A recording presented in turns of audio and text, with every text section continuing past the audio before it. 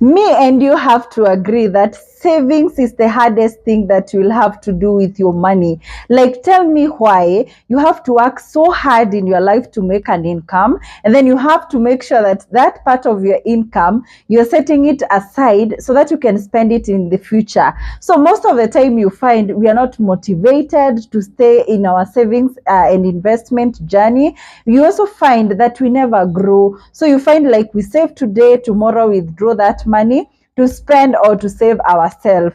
And that's why today I decided that we are going to discuss about how you can be able to stay consistent in your savings and investment journey, and also how you can be able to grow your savings.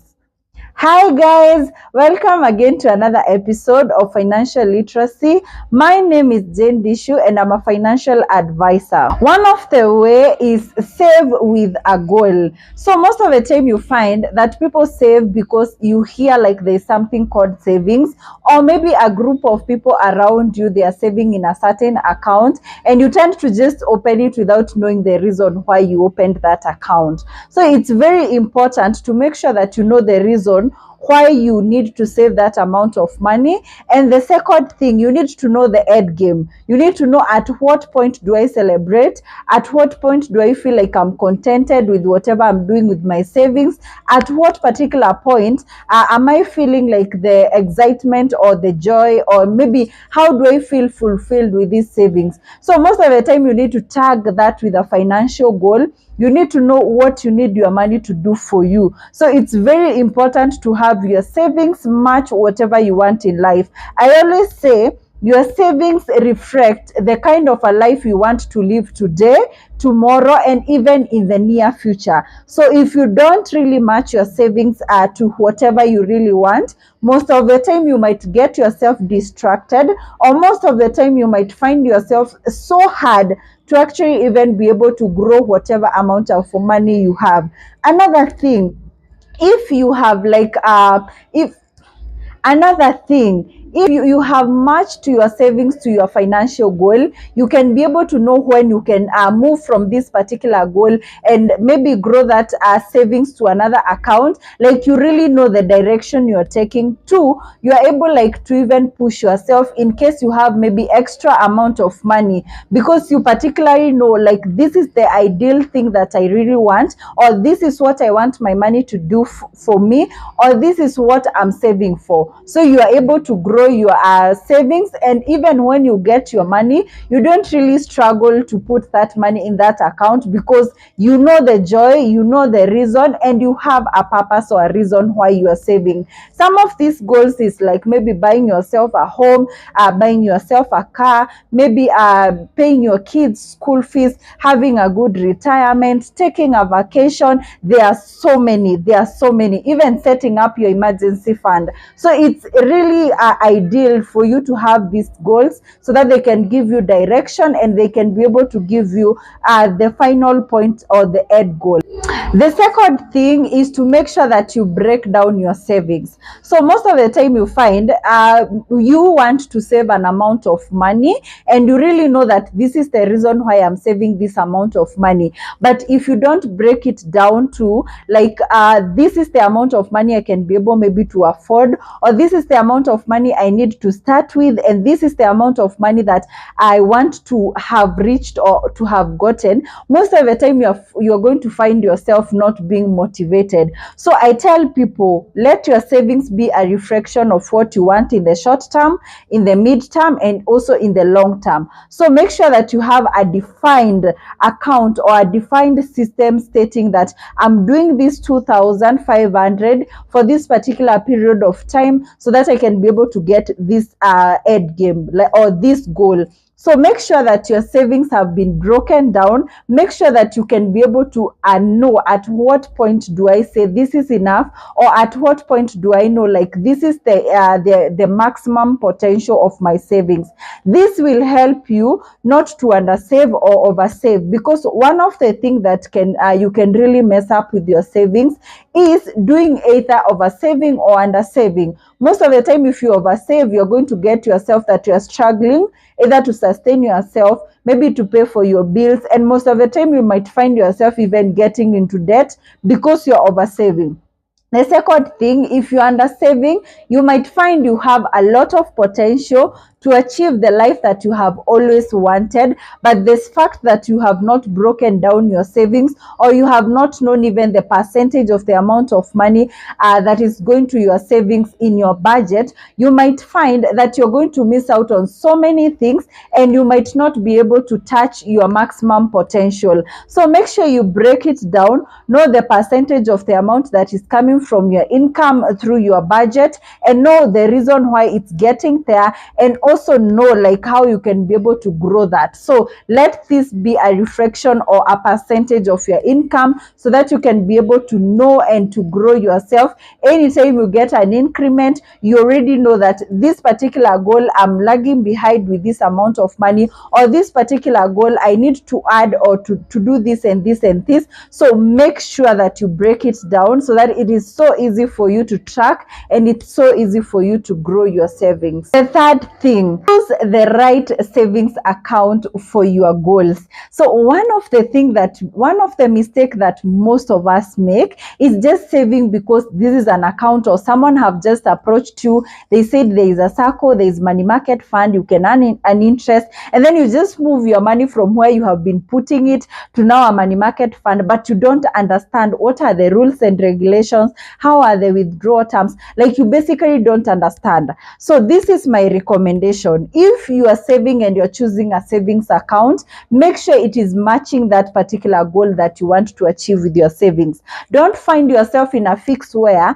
you have your money in a long-term account, but you really want that money in the short run. For example, if your goal is short-term, or you want to achieve something within a year, there is no way you can put that money in a fixed account where you are accessing your money in 3 years, because it's going to give you stress. You might end up losing your money. So make sure the savings account that you're going to choose for your savings is matching directly the time or the period when you want to achieve your goal, so that you get to have that freedom of accessing your money the right time. Also, you get to have that comfort or that peace of mind, knowing that you are not going to lose your money because you put it in the wrong account. And one of the recommendation I'm going to tell you, remember, we are trying to grow our savings. So make sure any savings account that you're going to have, make sure that it is going to have an interest on top. Do not just to put your money in any account because it's an account. Make sure that you're getting something on top of it. And there are so many flexible options around savings and investment, all through from short-term to long-term goals. So make sure that you're choosing the right account, and you're getting to grow your income, or you're getting to have that interest or that advantage in that savings and investment account. The other thing is to make sure that you automate all your savings. So make sure that the amount of money that you need to save is coming out directly from your income account or your salary account. So make sure that you have set a standing order, a check off, or maybe even a direct debit, to just make your work easier, and you don't have to change your mind if you are doing the manual transaction. So it's so easy for you to just remain consistent and to stay disciplined, because this money is just going directly from your account to those different savings accounts. And these days, we even have the advantage of you can set a standing order from your mobile phones or from mobile apps, or you can even do that from your M-Pesa and such accounts. If it's hard for you to even have those transfer and standing orders from your banks, you can actually have checkoffs with the relevant with your employer. You can have checkoffs even with your employer. So it's so easy for you, and it helps you to just remain consistent. You don't have to go through the hassle of choosing to maybe spend that money to another expense, and then now maybe transfer or pay it back. This actually makes your budgeting so easy, because if you're earning an income of 100,000 and you already know that you have 30,000 going to your savings, so you already know that you're budgeting for 70,000. So there is no changing mind in between. There is no use struggling to deposit that amount of money, and you know that at the end of the day that you're getting to pay yourself first, and you are getting to grow your savings every time you receive your income. The other thing is tracking your expenses. I know that most of the time, if you have a budget and you stick to it, most of the time you might find you have just bought some ideas or some habits on the way, and maybe your expenses have grown, or these are things that you can actually be able to drop, and you can be able to save a coin from those expenses. So most of the time when you're spending, always ask yourself, is this the amount of money that I want to be spending, or is this how I'm supposed to be spending, or is it necessary? Is this something that if I don't do, it can maybe be able to cost my peace of mind? So just ask yourself, like, is it important? At the end of the day, one of the thing I say, that every time, any chance you get, it's a time to make sure that you're not paying a lot of money to the expenses, but it's a chance to make sure that you're paying a lot of money to your savings. So if we can be able to save a coin from your expenses, or we can be able to reduce on our habits of spending, and making sure that that amount of money, we take it to our savings account, it's going to be so helpful. So make sure that you actually stick to your budget and you evaluate it, and always make sure that you're looking, is there some amount of money that I can be able to drop from my expenses and be able to take that maybe to grow my savings and investments. The last thing is to grow your income.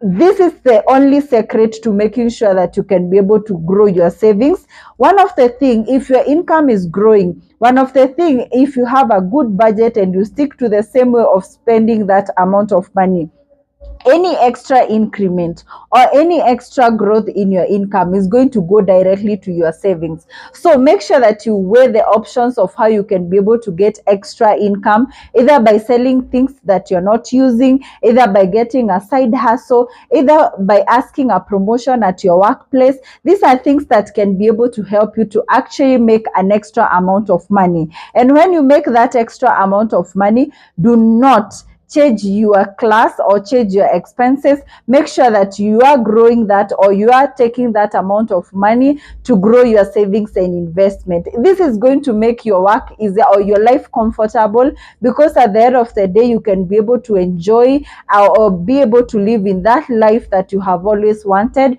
and you're going to achieve your goals. So guys, I hope these tips were helpful, and I hope that you can be able to learn something or one thing, and you will be able to grow your savings and also stay disciplined and consistent in your savings and investment journey. And until next time, thank you.